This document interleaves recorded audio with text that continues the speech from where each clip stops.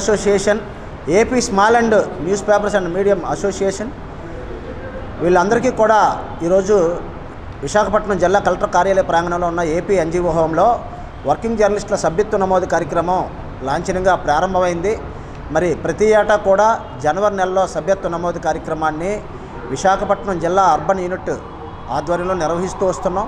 మరి గత ఏడాది ఉమ్మడి విశాఖలో విశాఖపట్నం, అనకాపల్లి, అల్లూరు జిల్లాలకు సంబంధించి 800 మంది సభ్యత్వ నమోదు కార్యక్రమాన్ని పూర్తి చేసుకొని వాటిని మా రాష్ట్ర కార్యవర్గానికి నివేదించడం జరిగింది.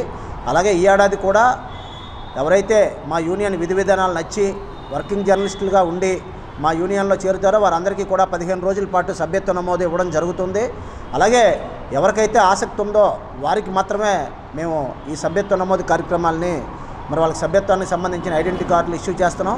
ఇదంతా కూడా పారదర్శకంగా ఉంటుంది. మా అర్బన్ యూనిట్ అధ్యక్షులు నారాయణ గారు, కార్యదర్శి శ్రీనివాసరావు గారు నేతృత్వంలో మరి ప్రత్యేకంగా వివరాలన్నీ పొందుపరుచుకొని వారి చిరునామా తీసుకొని వారి ఈమెయిల్ ఐడి అలాగే వారి ఫోన్ నెంబర్లు తీసుకొని అలాగే వారి ప్రూఫ్ తీసుకొని ఈ కార్డు ఇష్యూ చేస్తున్నాం.